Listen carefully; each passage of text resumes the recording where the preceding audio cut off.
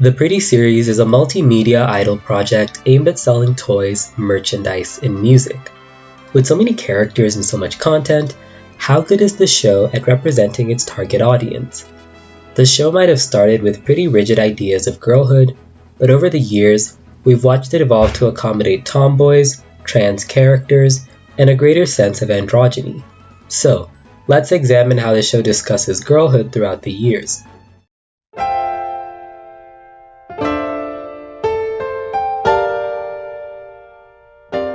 It all began with a little arcade game known as Pretty Rhythm Miniskirt. According to Daisuke Kato, who oversaw game development, Takara Tomy approached Sin Sophia to develop a game aimed at young girls. The fictional sport featured is The Prism Show, which is inspired by Cirque du Soleil. Kato elaborates that they aimed for a sense of exhilaration by combining elements that young girls would like: dancing, skating, jumping. The game aimed to condense all these elements as well as fashion into an exciting 5-minute game. For the scope of this video, we'll be focused on the anime which launched in 2011 during the 4th season of this game. So what's the first thing we learn from Pretty Rhythm Aurora Dream? Girls are born to shine. They were meant to have fame and fortune. Girls are born to dance. They were meant to flaunt their beauty on stage. Girls are born to sing. They were meant to have a boundless future before them. Pretty Rhythm is a fun show, but it's pretty essentialist compared to what's coming. While the characters are pretty well-rounded, there's an extensive focus on marriage and romance as core parts of their lives. Despite this being an idol sports anime, the final tournament puts the main trio in wedding dresses. Before they are athletes, they are future brides. The athlete's commitment to sport is compared directly to marriage. One has to wonder if this would happen if it were a boys' sports anime. The choice to pair serious commitment with bridal imagery is telling. This is part of the show's larger obsession with marriage. Throughout the series, it's a looming theme in the characters' lives and a massive source of drama for the adult characters. Aida might become the Prism Queen, attaining the highest title in her sport, but it's important to know which boy she likes. Kyoko Asechi might be an accomplished career woman, but let's all laugh about her being single and old. Despite celebrating femininity, the show can be pretty mean toward anyone too old or fat. To be fair, Pretty Rhythm is mainly just a toy commercial, but it is a shame to see these harmful messages snuck in. We're not going to dwell here too long since, if anything, the first 2 seasons have a lot more to say about family than they do about girlhood. To see a much deeper discussion of these themes, we'll have to turn to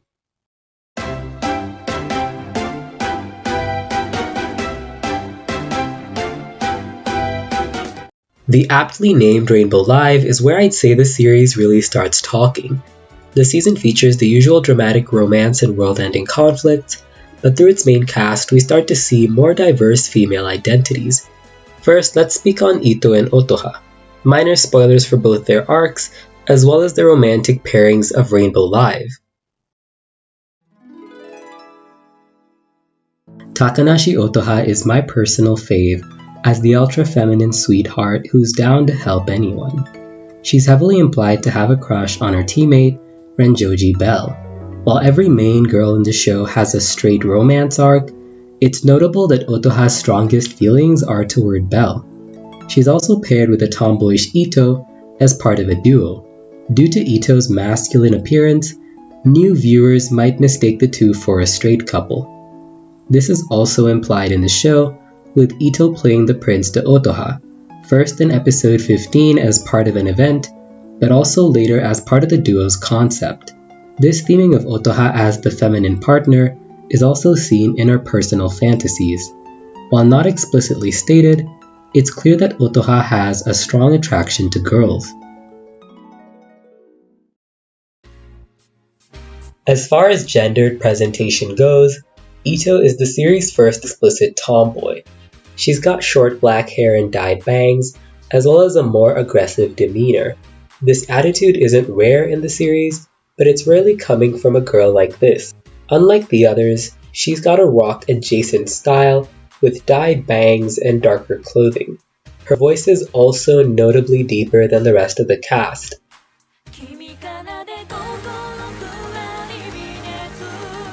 This might seem like a small detail, but it is nice to acknowledge that some young girls just have deeper voices than those around them. Ito might be a tomboy, but she's also a lot more than that. She starts off as a solitary, brooding girl. In her debut episode, we see her put on makeup before her show at the Rock House. This leads to Naru scouting her as Prism Stone's makeup artist. The choice to give her makeup adds a degree of range that we haven't really seen much of. The same is reflected in Ito's love life. We haven't brought up the boys much, but Ito's love interest is a sensitive, melancholic boy known as Koji. I really like this pairing.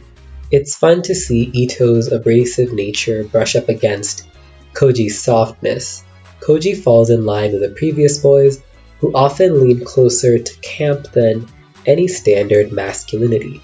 The two might be contentious for dramatic spoiler reasons, but I do think it's a sweet pairing. As I stated, Ito's fashion is mostly rock-themed, with a style clearly inspired by her father. I love her casual outfits the most, since they feel most true to her. The use of plaid, leather, and darker colors makes her wardrobe a unique addition to the series' fashion. It also reflects a teenager's idea of what a cool, serious rock star would wear. Among the series' seventh chords, Ito's has the straightest silhouette. This lines up with her hatred of fluffier, frillier outfits. Overall, it's a small step toward the greater variety that's coming. As part of the Winter White session, the girls pair up in duos, giving us insight into Ito and Otoha's personal lives. Otoha's family is pretty cheery with a fairy tale atmosphere. It's not hard to see how she turned out like this. While living at Ito's house, Otoha's surprised by how feminine Ito is while cooking. This femininity seems more a result of her home setup rather than a personal choice though. While Ito might enjoy masculine clothing, she still cares for romance and makeup. Within their duo, Ito and Otoha are dressed as a fairy tale prince and princess. It's really cute and probably the closest we'd get to a sapphic couple for a good amount of years. That's one small step for Prism stars, but one giant leap for girl kind.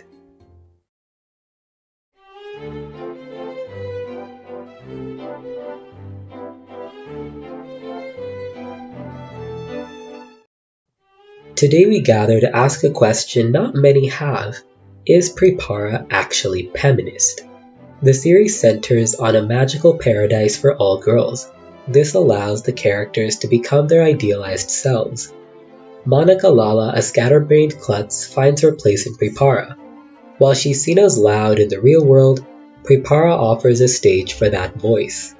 The contrast between the girls' real lives and idol personas form a large part of the first season's drama. With Pripara being banned at school, there's a fun theme of secrecy with the girls hiding their true selves. I still remember my own reaction once I realized the cheery pop type Mide was actually head disciplinarian Minami. The most touching moment in the first arc, though, is Sophie accepting her disability.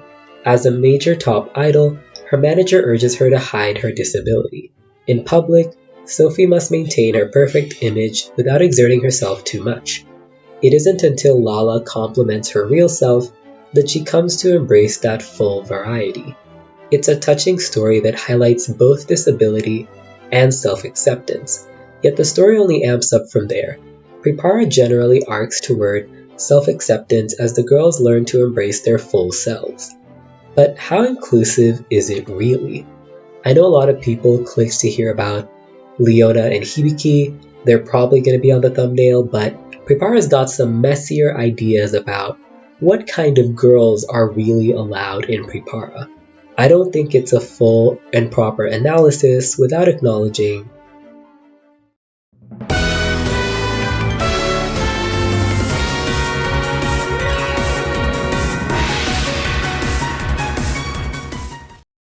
the Pretty series has never been especially kind to fat people. The show only brings them up to make fun of them or fill up the background. Chanko Nabeshima was the series' first attempt at a prominent fat character. At first she appears as part of Sophie's fan club. Here she acts as a bodyguard and is clearly sumo-themed. She's routinely featured in the main cast doing modeling, performing, and hanging out with a fan club. Despite her presence implying progress, the show doesn't spare her from fat phobia. The first hint should have been her name, which is a reference to chanko, a food that sumo wrestlers eat to gain weight. In a cast of girls whose names are themed around senses and compass directions, it is quite telling that the only fat character is named after food. The show is equally unkind to the only black character, Tayo Pepper. Based in Nairobi, which I will show an actual image of right now, Pepper is a bundle of racist stereotypes. She's primitive, wild, and ill-mannered. She embodies all the most racist ideas around black people. So what place does a black girl have in Pripara? They didn't have to put her in, but they did. Pepper's not even the first racist stereotype, but she is by far the most egregious. While we discuss the Pretty series' more progressive ideas and representation, I think it's obvious to see Pripara has its favorites. It's only a paradise for some girls. If you're not fat or dark-skinned, then sure, be whoever you want to be. But otherwise, prepare to be defined by that one trait.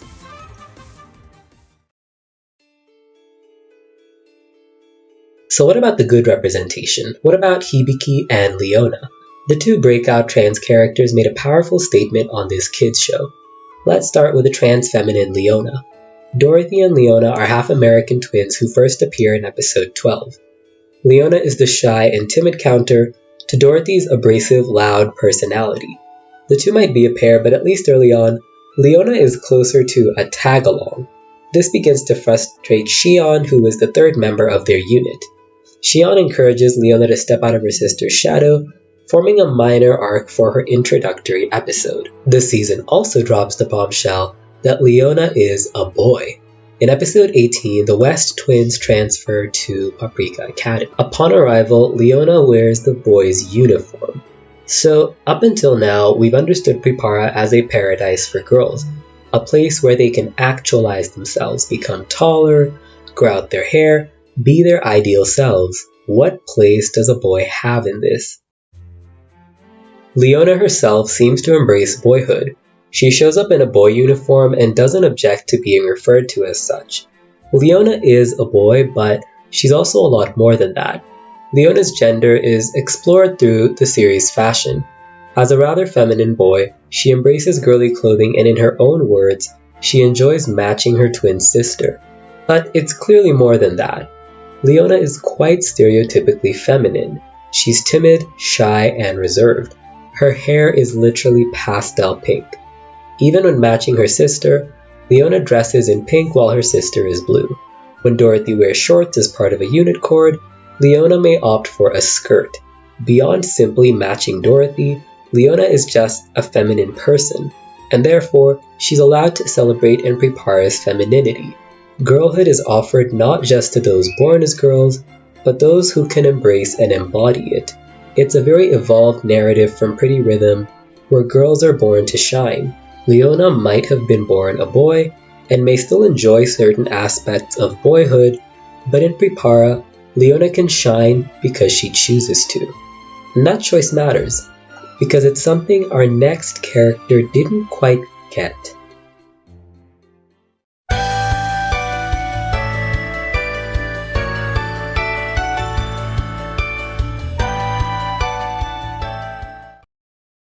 Initially, I didn't pay much attention to this character, but after reading a Tumblr post that I'll link in the description, it made me question how progressive Pripara's idea of girlhood really was.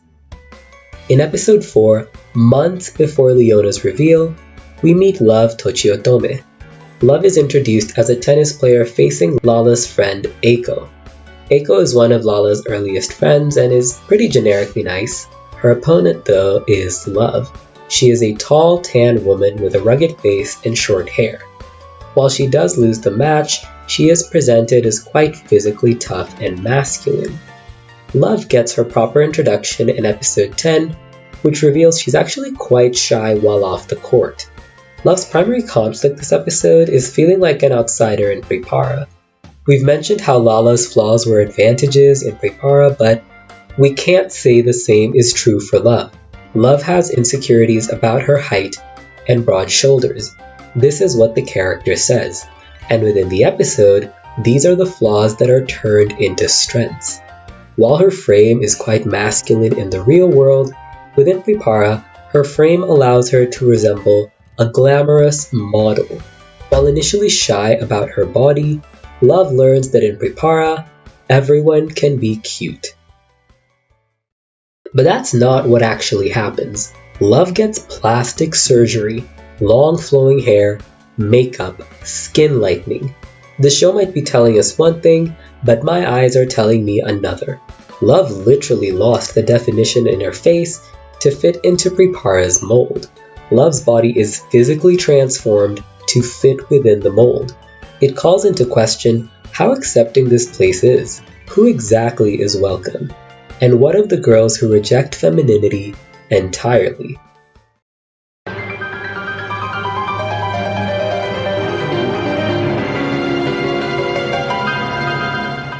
In episode 51, we're introduced to Shiku and Hibiki, the best character.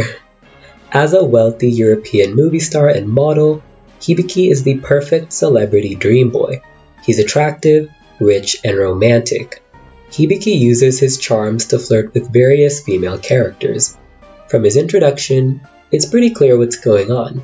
With the season's focus on princess theming, we've got a great counter to Fuwari, who's this fairy tale princess obsessed with nature. And then comes in Hibiki, the prince.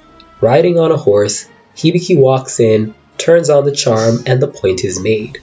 We immediately fill in Hibiki's role as the masculine counter to Fuwari.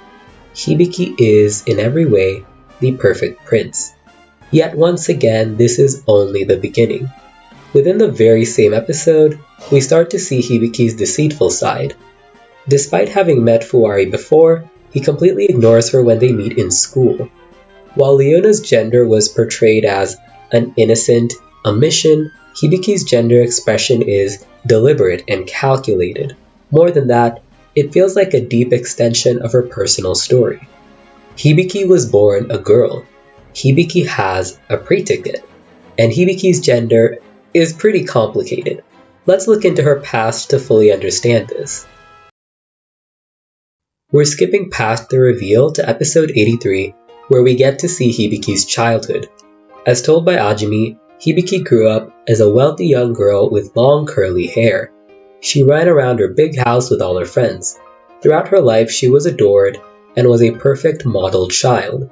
But all this changed when the Bermuda Triangle, yes, a storm in the Bermuda Triangle, killed her parents, leaving Hibiki in debt. The news devastates Hibiki and causes all her friends and staff to leave. She is immediately abandoned and has her house ransacked. This is made worse when the very next day, her friends return upon finding out that her father is alive, restoring her wealthy status. This trauma leaves Hibiki scarred for years and still affects the way she navigates her life. Hibiki's relationship with gender feels like a reflection of her experience with people. Hibiki's past relates to her gender in two major ways. She's mistaken for a boy in her youth and cast in a male role for the school play. Her comfort with this implies she doesn't really feel attached to her gender. Unlike Leona, who seemingly claims boyhood and embraces femininity, she uses gender as a strategic tool to help navigate society. The special interview with Pripara's producer Takeshi Yoda somewhat confirms my analysis. He states that Hibiki is neither male or female, and while Leona is quite naturally feminine, Hibiki delights in deceiving the world. Full sources for all interviews will be in the description. So now that we've covered both trans characters, let's hear what they think of each other. Episode 74 really forms the crux of my argument on both of these characters' identities. Following the reveal that Hibiki is a girl, Leona seeks her out to find answers. When asked why she dresses like a man, Hibiki simply declares that the world is a lie and therefore there lies no problem. When she asks Leona in return, her response is simply that she's fine as she is. These answers reflect the way both characters navigate their gender. For Hibiki, It's merely a reflection of the world's lies, but for Leona, it comes from her comfort with her natural self. It means a lot to see two characters both represent this issue, and to have their arcs reflect that identity in such a meaningful way. You can see why I was really interested in covering Pripara and identities in general. For those concerned about Hibiki and Leona's pronouns in this video, I'd like to explain my choices. Given Hibiki's disregard for gender, I felt comfortable using he and she for different points in her life. Hibiki is non-binary but identifies specifically as male and female during different parts of the story. As for Leona, I mostly used she since it aligns best with how Leona is generally perceived. I hope that clarifies any confusion about that. So, with the series history covered, I'd say Pripara has a pretty progressive yet marketable relationship with girlhood. As long as you fit into certain molds, it really can be a place for everyone. I was inspired to make this when I looked back on how we talk about Chanko, Hibiki, and Leona. While these are important characters and good representation in some cases, it's important to comb through the series and get a deeper idea of what Pripara really thinks of girls. What kind of girls are welcome in this paradise? Who is allowed to dream? Who is excluded? Who must change? For the scope of this video, we've mostly excluded the older women, the few boys, and most of Idle Time because I just personally didn't like it, sorry. While future series make radical statements on identity, I felt we should start with the most prominent and notable effort.